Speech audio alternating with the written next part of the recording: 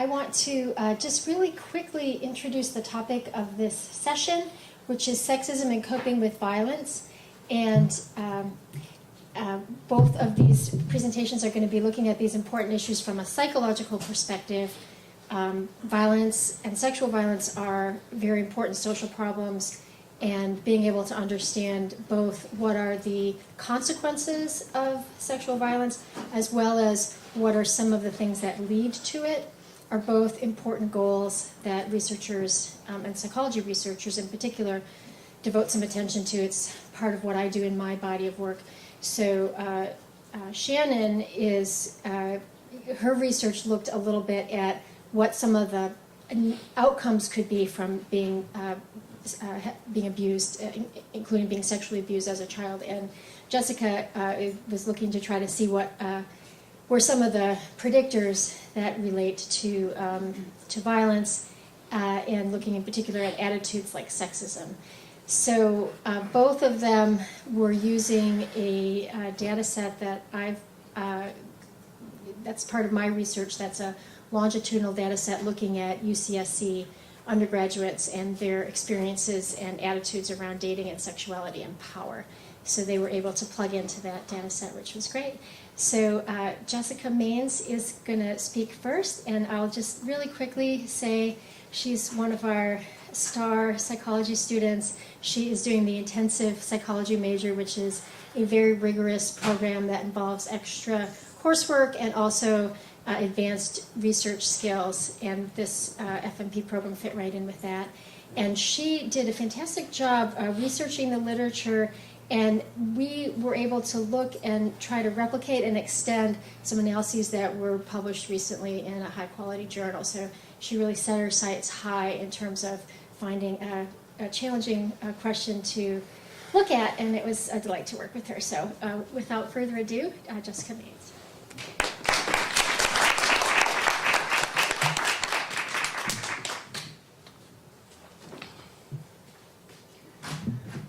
Thank you, Eileen, for the introduction. Thank you, Holly, as well. The relationship that I've built with you guys throughout this quarter and throughout my career here at UCSC has been invaluable to me, and there are no words that can express my gratitude. So thank you. Again, my name is Jessica Maines, and my research is on the concept of authoritarianism, personality, and sexism ideologies, and it's titled Why Conserving Tradition Perpetuates Sexist Attitudes.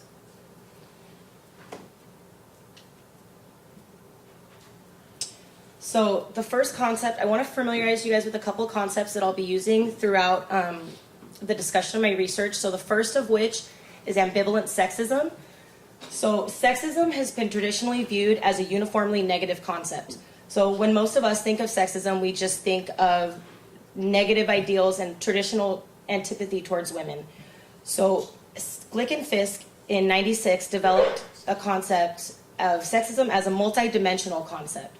So they incorporated the hostile views, which, like I said, are what most of us think of when we hear sexism. So those are views like women seek power by gaining control over men, and most women get a kick out of teasing men by seeming sexually available and then refusing male advances. Benevolent sexism, on the other hand, is a little bit more subtle in our society and often goes unnoticed. So these are views like women should be cherished and protected by men, and a man is incomplete without the love of a woman. Also, women tend to have a superior sense of moral sensibility. So these stereotypes are nice. They show women as lacking the skills necessary to earn status in society. They show women as being weak. And in our society, power and strength and ambition is what earns status. And none of these stereotypes are ascribed to women.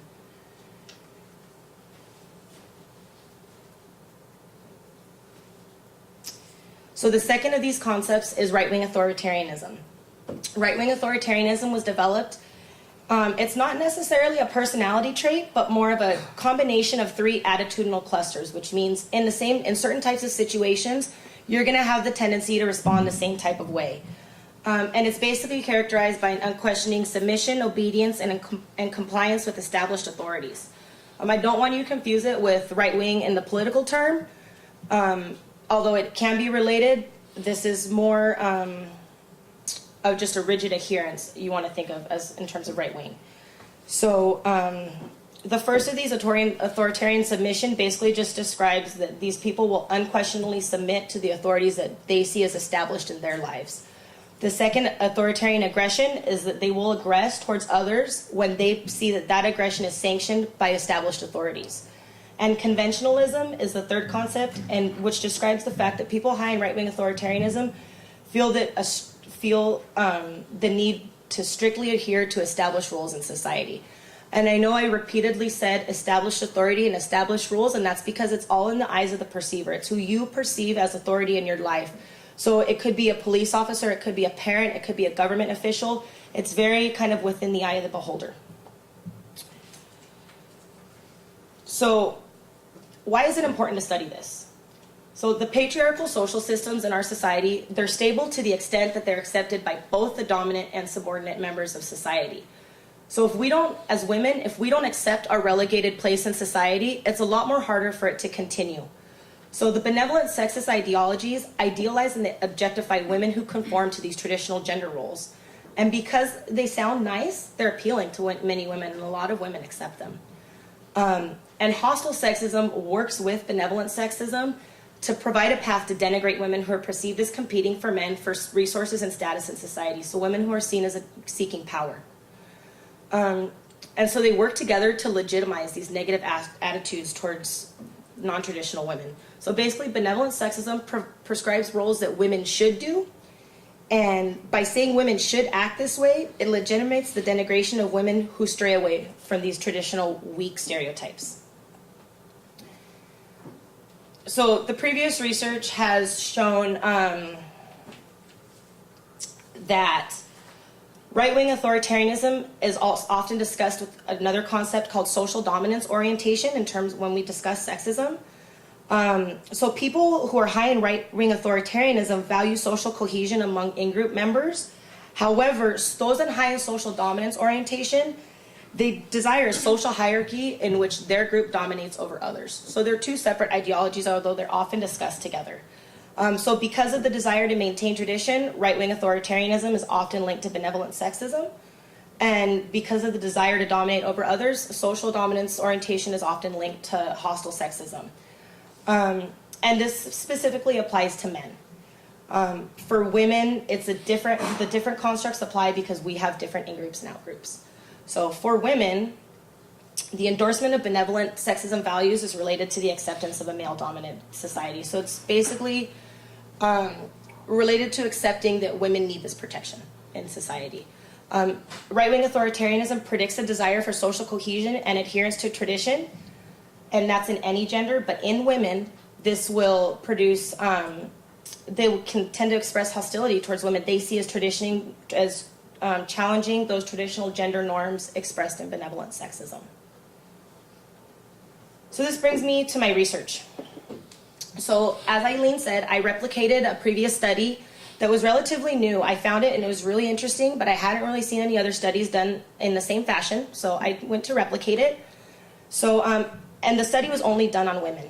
So I had men in my sample, I had access to that in the data, so I wanted to extend it and apply a couple of the hypotheses that I had found as well to that data. So in women, I predicted that women that were high in right-wing authoritarianism, the endorsement of benevolent sexism would predict an exacerbated increase in hostile sexism over time compared to women low in right-wing authoritarianism. So what this means is women who value social cohesion and tradition displayed like by those high in right-wing authoritarianism, they'll be more likely to subscribe to those traditional ideals provided by benevolent sexism, and they'll be more likely to lash out against women they see as nonconformists. So women who are not cherishing and who are not delicate. In men, high levels of right-wing authoritarianism should predict subsequent endorsement of benevolent sexism because they'll desire to maintain tradition, but there shouldn't be too much of an effect seen on hostile sexism over time because of the relation of the social dominance orientation, which wasn't measured in our data, so I didn't include in the study. And as I previously mentioned, because they're two separate ideological processes, it's not necessary to measure them together. So, as Eileen said, it was a two-wave longitudinal study on 188 UC undergraduate students between the ages of 18 and 20.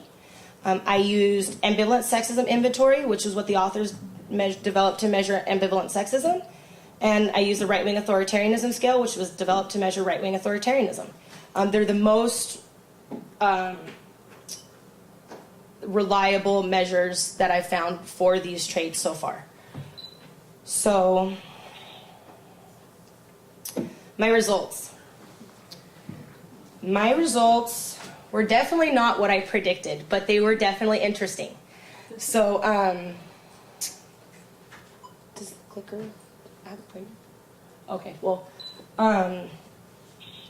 what I found was, as predicted in women, hostile sexism at time 1 was predictive of their hostile sexism at time 2, which it shouldn't change over time. Same thing with benevolent sexism. Those relationships are expected to maintain pretty constant. I didn't find the interaction that I was looking for between right-wing authoritarianism and benevolent sexism, which is the red line on the screen. The relationship wasn't statistically significant.